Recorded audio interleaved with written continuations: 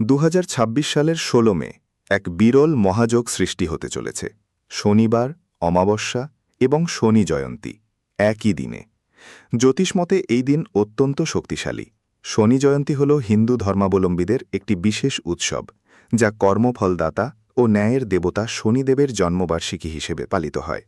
হিন্দু পঞ্জিকা অনুসারে প্রতি বছর জ্যৈষ্ঠ মাসের অমাবস্যা তিথিতে এই দিনটি উদযাপিত হয়। কেন এই অমাবস্যা অন্য সব অমাবস্যার চেয়ে আলাদা? কারণ যখন অমাবস্যা তিথি কোনো শনিবারে পড়ে, তখন তাকে শনিশ্চরী অমাবস্যা বলা হয়। আর এই অমাবস্যা তিথিতে শনির শক্তি বহুগুণ বৃদ্ধি পায় বলে বিশ্বাস করা হয়। আর শনিবারে এই যোগ তৈরি হলে তা আরও বিরল ও প্রভাবশালী হয়ে ওঠে। জ্যোতিষশাস্ত্রে এটি অত্যন্ত শক্তিশালী একটি দিন। যাদের কুণ্ডলিতে শনি গ্রহের অবস্থান প্রতিকূল, বা যারা শনির সাড়ে সাতি বা ঢাইয়ার প্রভাবে আছেন, বিশেষ করে মেষ, সিংহ, কুম্ভ ও মীন রাশির জাতকদের জন্য এই সময় গুরুত্বপূর্ণ হতে পারে। যাদের জীবনে চাকরি সমস্যা, অর্থনৈতিক চাপ, মামলা, শত্রু বাধা বা সম্মানহানির সমস্যা চলছে, তাদের জন্য এই দিন আধ্যাত্মিকভাবে বিশেষ ফলদায়ক বলে মনে করা হয়। তাদের জন্য শনি জয়ন্তীর ব্রত পালন এবং পূজা করা বিশেষ ফলদায়ক বলে মনে করা হয়। নিষ্ঠার সঙ্গে এই দিনটি পালন করলে শনিদেবের কুনজর থেকে রক্ষা পাওয়া যায়। শনিদেবের আশীর্বাদ পাওয়ার এবং জীবনের বাধা, বিশেষ করে শনির সাড়ে সাতি বা ঢাইয়, কাটানোর জন্য এটি শ্রেষ্ঠ সময়। শনিদেব হলেন কর্মফলদাতা এবং মা কালী হলেন সময়ের বা মহাকালের দেবী। শনিদেব মা কালীর একনিষ্ঠ ভক্ত।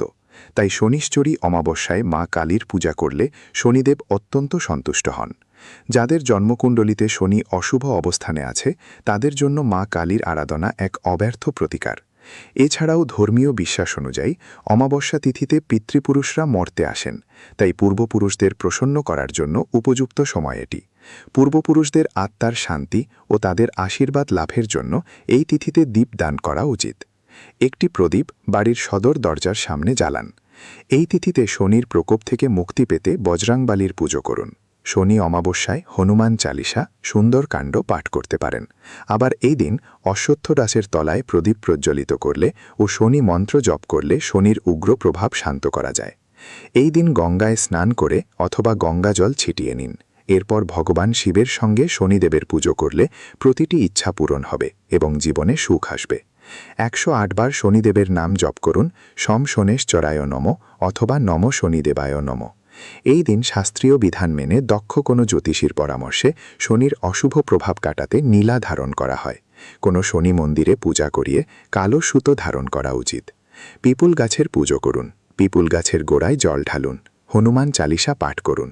শনিশ্চরী অমাবস্যার দিনে দরিদ্র, অভাবী এবং অসহায় মানুষকে সাহায্য করা উচিত, কিন্তু ভুল করেও এই মানুষদের অপমান করা উচিত নয়।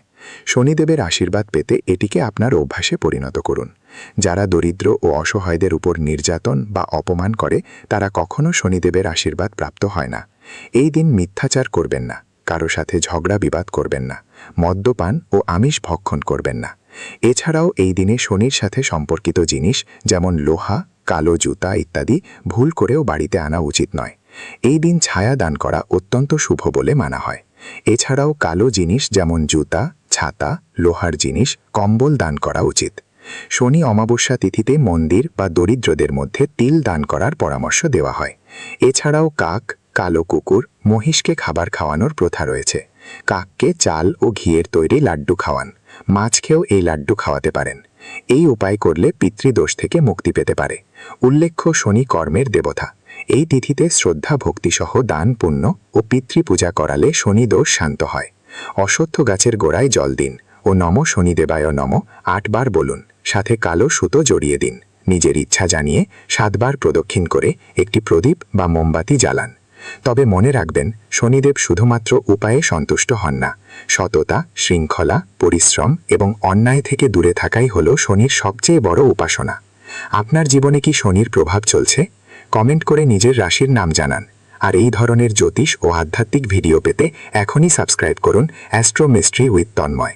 ধন্যবাদ।